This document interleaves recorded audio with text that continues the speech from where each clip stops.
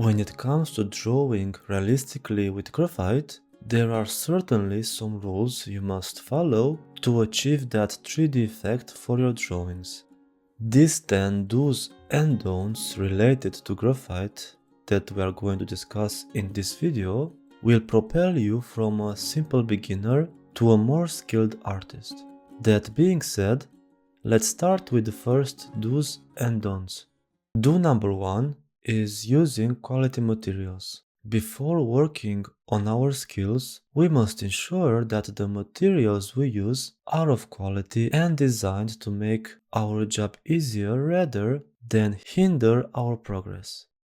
A great brand of graphite pencils that I'm using is Staedtler, which is of high quality and a pleasure to work with. What I'm showing you now are pencils that are made entirely of graphite because I couldn't find others at hand, but they work the same as the normal ones. The only difference is that the ones I'm showing you now have no wood at all, so they are made only of graphite. As for paper, the Strathmore Bristol Smooth 300 series, it's very smooth and perfect for graphite work. It doesn't have a rough texture and the shading is very smooth due to this advantage. These two brands are my go-to kit when I want to create a successful but also realistic graphite drawing.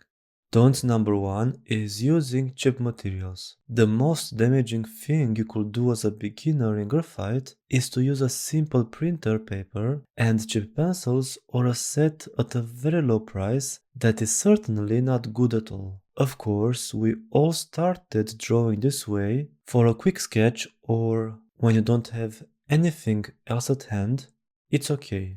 I'm not saying it's the biggest mistake ever. However, if you want to take this seriously and advance as an artist, these two things need to be avoided as much as possible. Do number 2 is to create a light sketch. When you start a sketch, try to keep your hand as light as possible on the pencil and make the lines with moderate pressure so that they are visible but can be erased if needed. A sketch is something we only use as a guide and won't remain permanently on the paper. That's why it needs to be erasable. This stage of drawing is crucial as it establishes where all the elements of the drawing will be placed and will affect how the final drawing looks, especially the proportions. Try to approach sketching as relaxing as possible, both physically and mentally. If needed, you can erase it immediately and start again. There's no need for stress.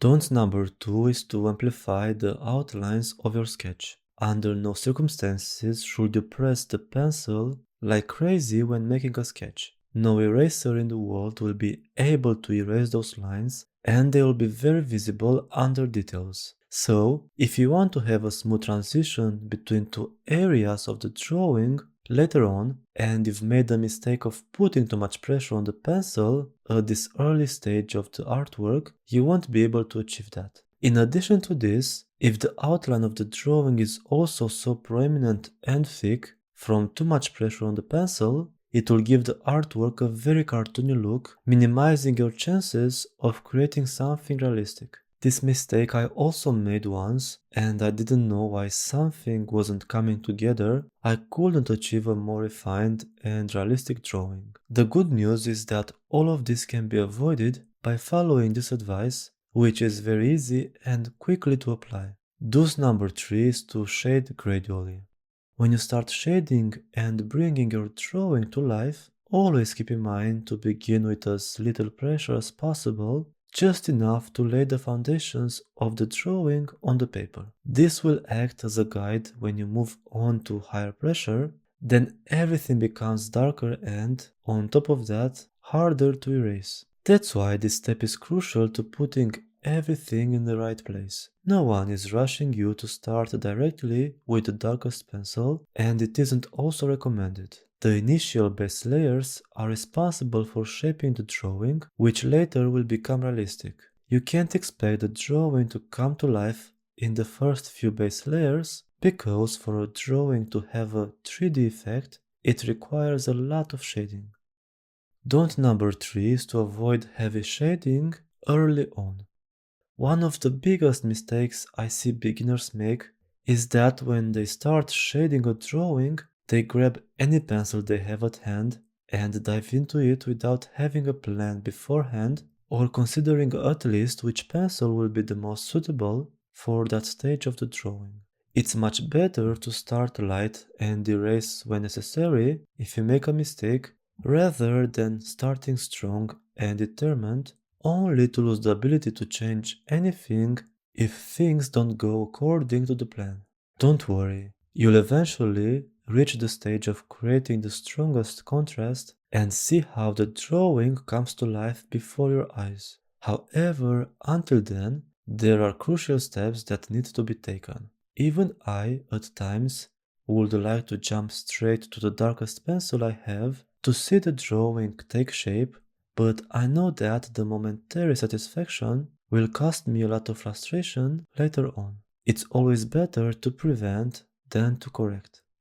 Do number 4 is to use different blending tools. Blending tools are designed to be used, so use as many as you can to make your work easier. Each has its role in creating different effects and can even help you finish a drawing more quickly, saving a lot of time without compromising the quality of the final result.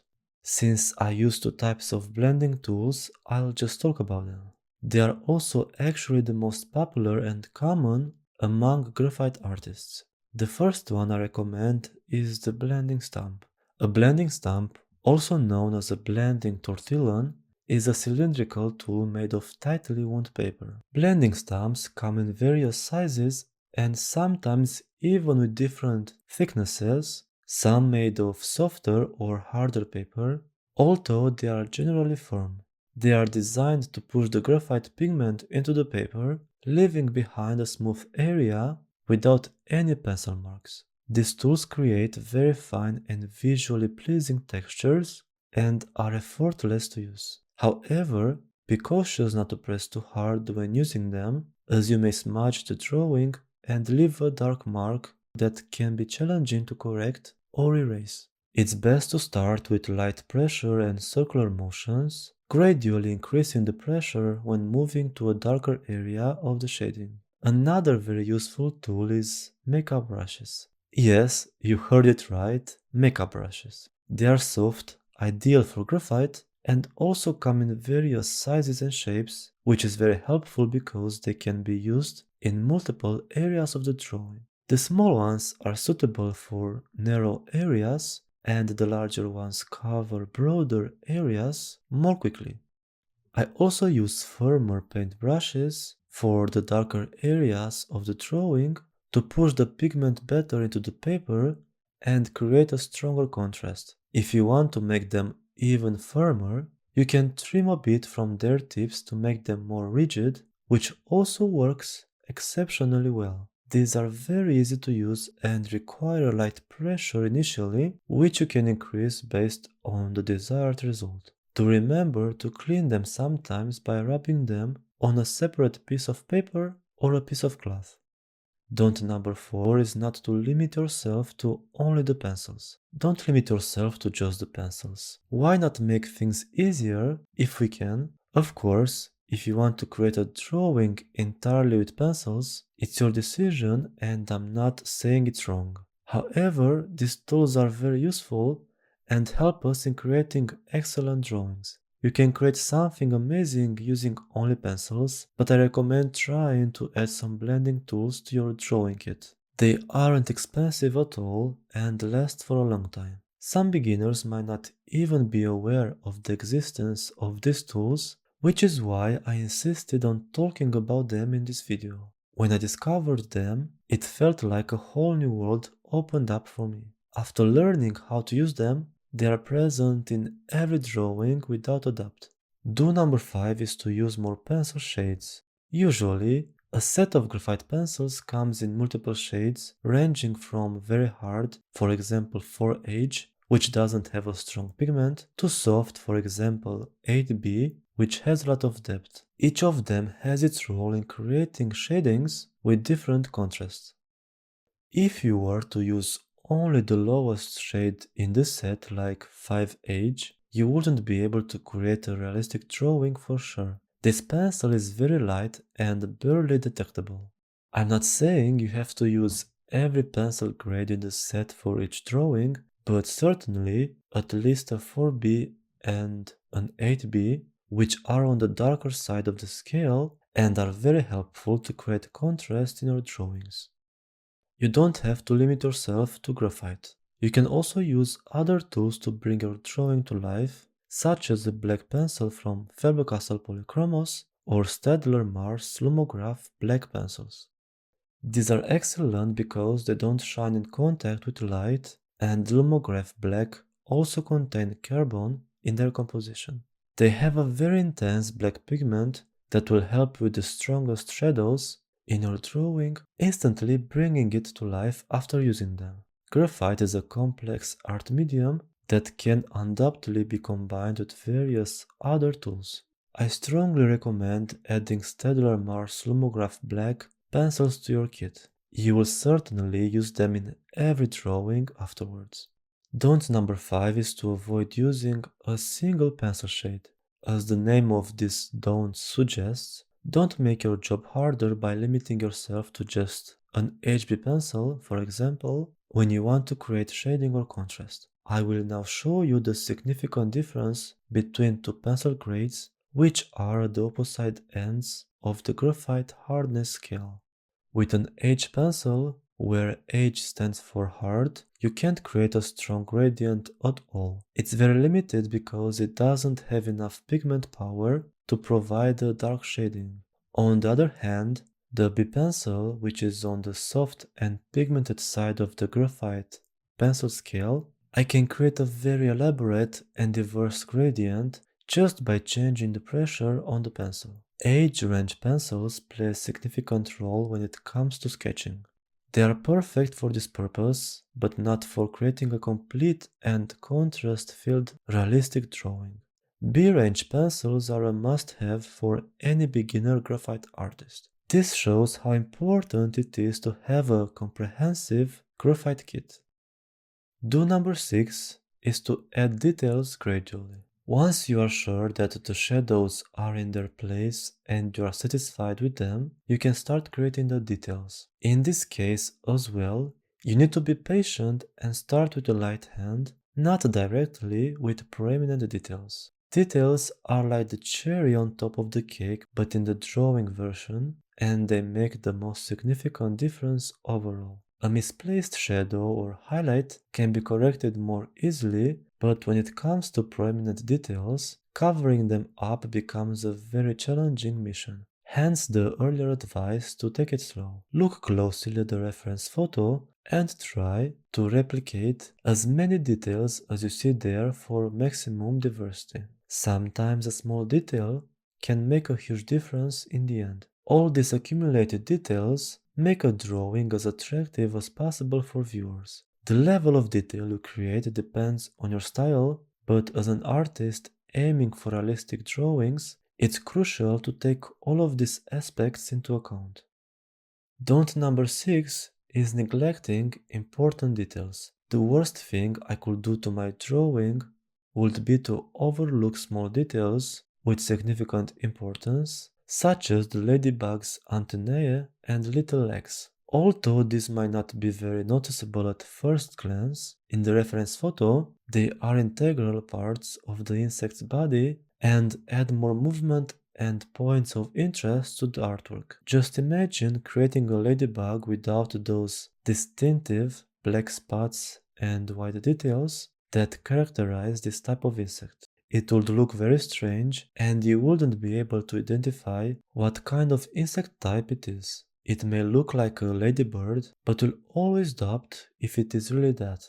As a beginner, there's a tendency to try to finish a drawing quickly for that sense of accomplishment. However, rushing through can ruin the artwork. If you don't give enough importance and attention to each detail, you won't be able to give your best and make the artwork as complex as possible. Do number 7 is to trust your eraser. Your eraser is your best friend when it comes to graphite. It can have two roles: to erase or to create something. What I mean by this is that you can use it to fix mistakes but also to bring your drawing to life by creating various highlights. I always use two types of erasers when creating a graphite drawing, namely a pen eraser and a kneaded eraser, each with its well-defined purposes.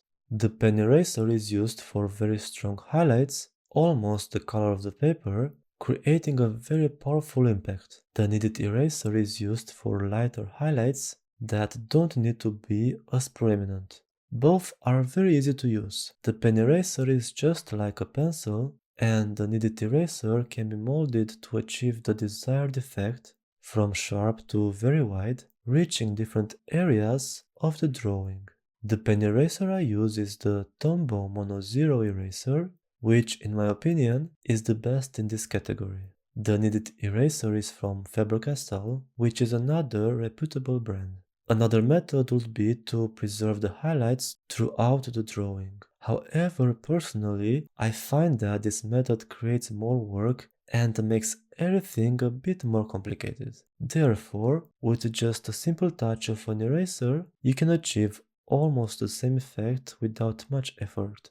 Don't number 7 is to hesitate using the eraser. When I was a beginner, I was always afraid to use an eraser for anything other than erasing something like a wrong line or the sketch. It seemed to me that erasing was its only role. However, as I gained more experience and practiced, I learned that it can be used for other things, and there are even more types of erasers besides the typical ones we all use at school. The primary purpose of an eraser is indeed to erase, but why not strategically erase to create something? It's still called erasing, but it leaves something behind that is well planned and can have a positive impact on the artwork. Here, I'm talking about highlights as discussed in the previous section. I'm very sure many beginners have yet to discover the true power of the eraser, but after this video, I hope a new world has opened up for you and you'll set aside preconceptions to explore the true abilities of this tool. Do number 8 is to experiment with backgrounds. A background is not always necessary, but sometimes it ties all the elements together and adds an extra dimension to the artwork. Try at least once to create a simple background and you'll see how the highlights will instantly stand out. The reference photo for this ladybug drawing has a very basic blurred background that is necessary for the composition of this artwork. If I were to leave the background out, it would seem like the leaf and the insect are just floating in the air. However, by adding the background, it's easier to see that the action in the reference photo takes place somewhere in the woods and the background is actually composed of other leaves of various sizes. This is the role of a background, to subtly amplify what is happening in the foreground. Plus, if the artwork is framed, it looks even better in the frame. Don't number 8 is to overcrowd the composition. On the flip side, you can get a bit carried away when adding a background to the drawing. Sometimes you might go to the other extreme and add even more details than in the foreground, making the background the focal point instead of the foreground, which isn't usually the goal of a drawing unless that is your initial intention. Usually, a cluttered background is not blurred, meaning it is also in focus, just like the main subject of the drawing. Of course, a drawing can still be successful with this composition, but personally, I want those looking at my drawing to see the details I put a lot of effort into in the foreground and pay less attention to the background. They should acknowledge it but not focus too much on it. Even so, sometimes you need to know when to stop and when a drawing has enough details in both areas. As artists, we never truly know when a drawing is complete, but if we don't stop in time, all those unnecessary details can bring more negatives than positives. Do number 9 is to take your time. It's useless to apply all the mentioned tips if you don't give yourself the necessary time to assimilate the informations, put it into practice, and improve with each mistake. A drawing doesn't have to be finished in a single sitting. Sometimes things don't come together as expected, and an artwork takes more time than anticipated, but that doesn't make it less valuable. There is no ideal time for a drawing.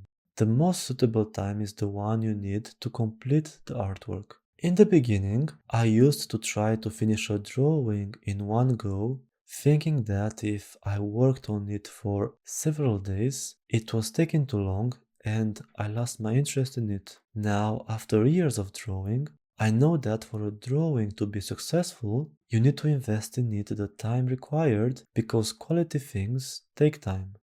Don't number 9 is hurrying to complete an artwork. Haste makes waste, and not just in drawing but everywhere. Rushing doesn't help. It makes you lose important details in the drawing because you won't allocate the necessary time to each segment. You have to fight the urge to create drawings one after another just to finish something daily. Sometimes you can even combine simple drawings that can be easily completed in one sitting with the more complex ones that required multiple sessions. What's great about graphite is that you don't always have to tidy up if you haven't finished working on something in a day. You can simply leave everything as it is and continue next time. Do number 10 is to draw regularly. As you probably already know, the key to success is practice. If you invest time in something regularly, you will become better. It's as simple as that. It's like watering a flower. If you don't give it water, it won't grow and it will eventually die. The same goes for the skill of drawing. If you don't practice it, you lose everything you've gained over time and you'll have to start from scratch. It may not die like a flower, but it will be harder to revive. Don't number 10 is not practicing enough. Not practicing enough is like slowly cutting the roots of a plant, which in the end won't have a source of nutrients. The same goes for practice. This is the nutrient for your skill. If you don't provide what it needs, it won't thrive. I've also had periods where I didn't practice enough and it drastically affected my drawings. It felt like my hand forgot how to use a pencil and it took me some time to get back into the rhythm. Many beginners don't practice enough either because they are disappointed with their drawing results or prioritizing other things over drawing time. Even 10 minutes a day is beneficial and you'll be better than you were yesterday. I really hope I could help you with mentioning all of these mistakes that I also made in the past and saved you some headaches and frustrations. If you want to see more of my tutorials, I would love for you to join my subscribers community. And if you want to be the first one to be noticed when I post a new video, just click on that bell button and that's all fixed. Thank you for watching and I'm looking forward to see you in my next tutorials as well.